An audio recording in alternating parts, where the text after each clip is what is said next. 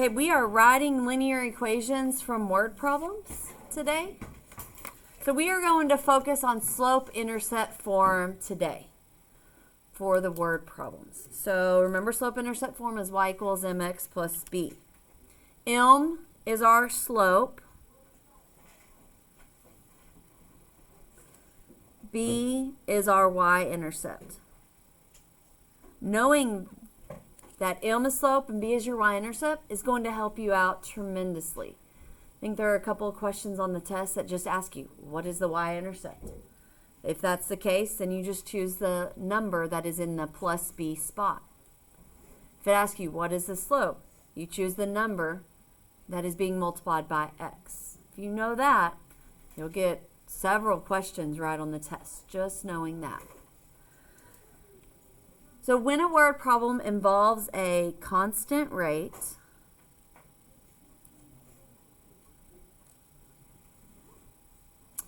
or speed, so speed is a constant rate, but sometimes they don't say a constant rate of, it says the speed of, and a starting amount,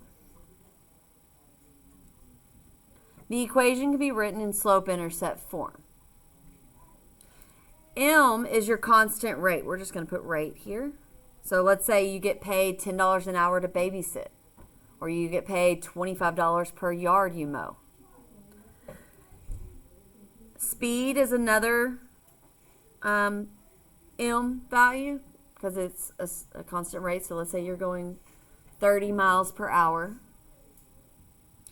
Or you can put on here hourly pay.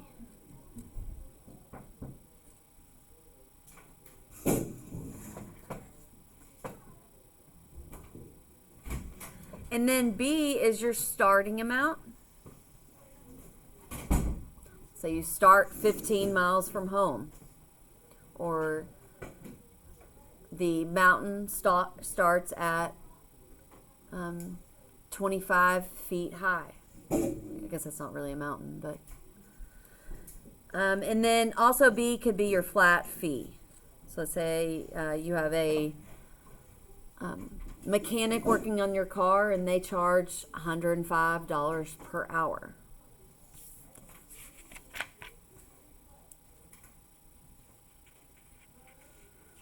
Okay, so let's do some examples. We're going to write the equation and then answer some questions. An electrician charges $150 for a service call plus $60 per hour of service. Write an equation in slope-intercept form for the cost C after H hours. So instead of us writing it y equals mx plus b, we're going to write it in terms of cost and hours. So an electrician charges $150 for a service call. That would be considered your flat fee. So underline it. So before they even come out, they are charging you $150.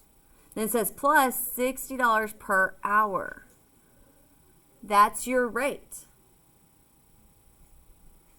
We're going to write an equation to represent the total cost C. So cost is C, underline that, and H is hours.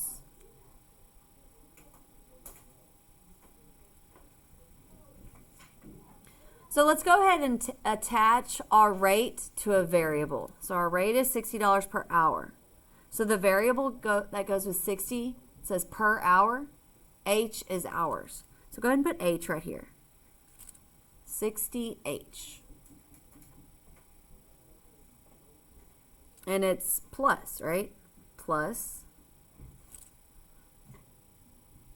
$150 for the service call.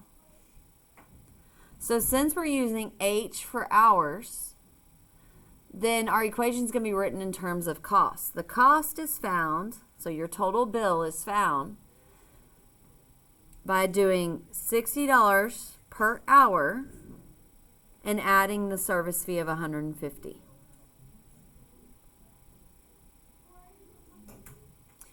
But it can be written the other way. So I'm going to go ahead and write, or I can reverse the 150 and the 60H. Whenever you add something if you rearrange it, it's still the same value. So 150 plus 60H. These are both your answer because they represent the same exact value.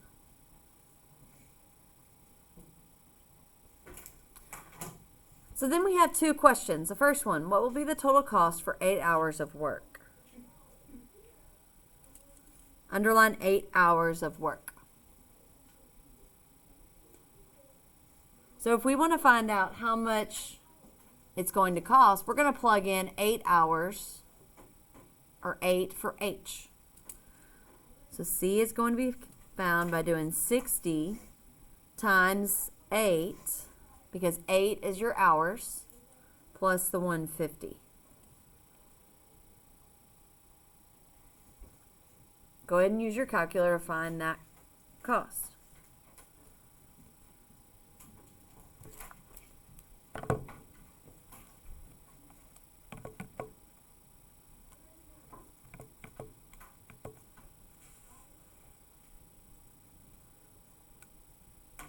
$630.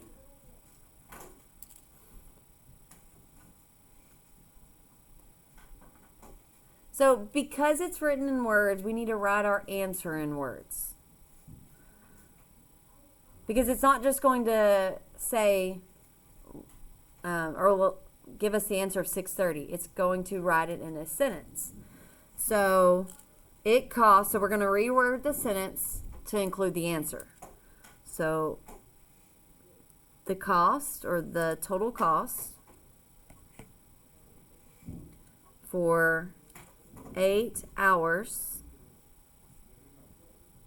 is $630. So you have an electrician working at your house all day, which is 8 hours, $630. That is a lot of money, right? So imagine you becoming an electrician.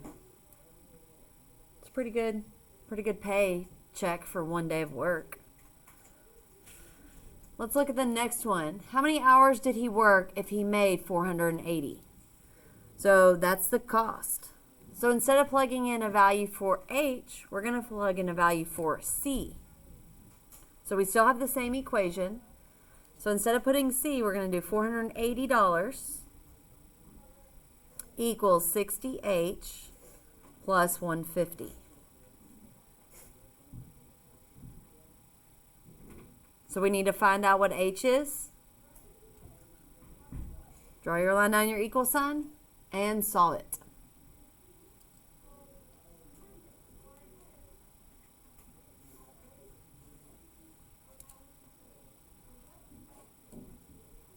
$480 minus 150.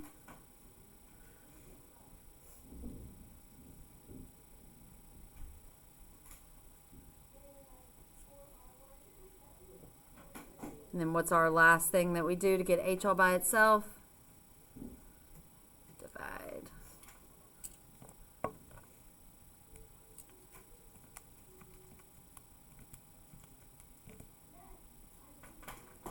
So 5.5, so I'm going to write H equals 5.5.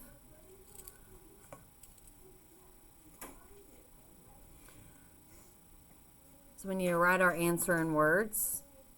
So how many hours did he work if he made $480? Let's answer the question. He worked 5.5 hours to make $480.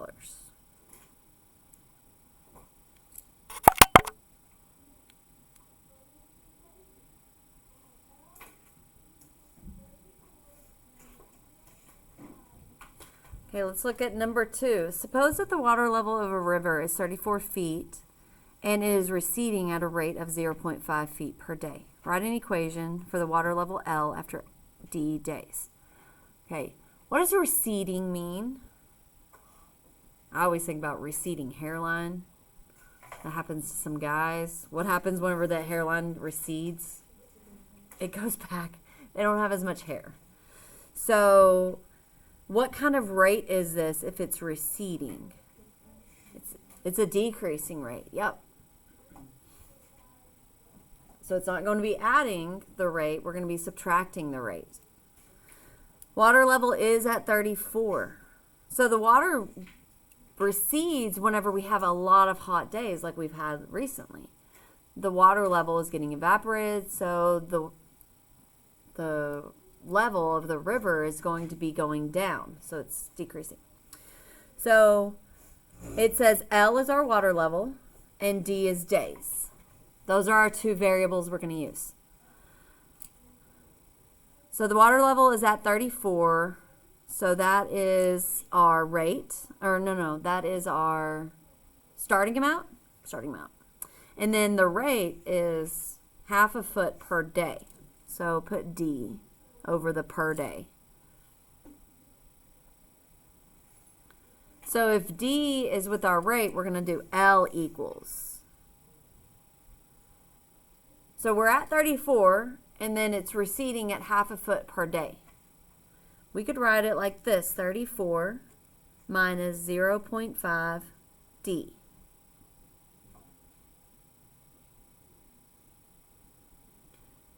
But we could also reverse it just as long as you take the negative with the 0.5. So we could do L equals negative 0.5 D.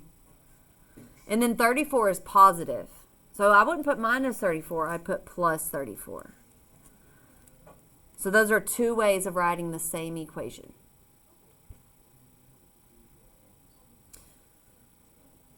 Okay, go ahead and answer the first question. What is the water level in feet after 3 days?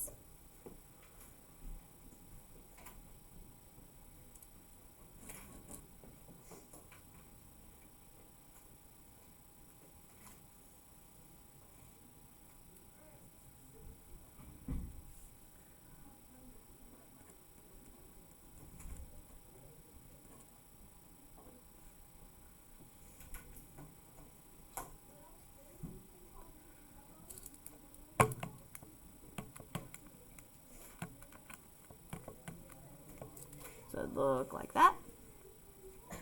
You could use the other equation. It doesn't matter. You should come out with the same thing. 32.5. L equals 32.5. We do need to write it as a sentence. It says, what is the water level in feet after 3 days? So I would just put after 3 days.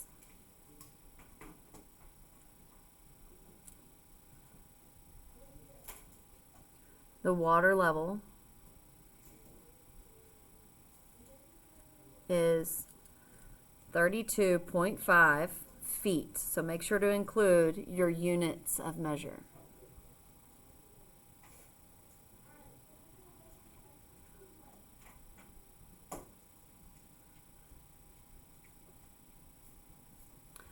The last one, in how many days will the water level be at 26 feet? So if it continues receding at a rate of 0.5, what's the water level?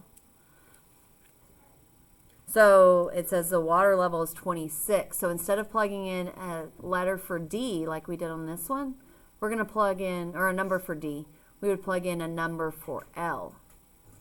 So it'd be 26 equals 34 minus 0.5 D.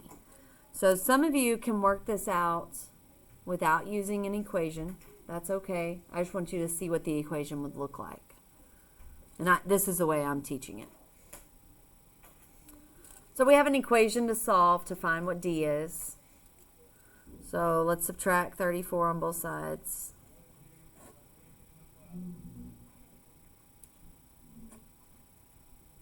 (26 minus 34), negative 8. Make sure to carry down the negative 0.5 D. And then we're going to divide by a negative 0.5.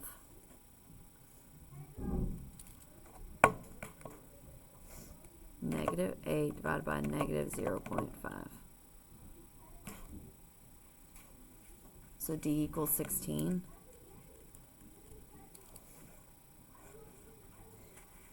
So then we have to write our answer in words. So in how many days will the water level be at 26 feet?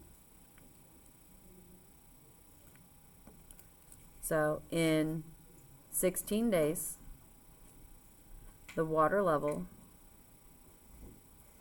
will be at 26 feet.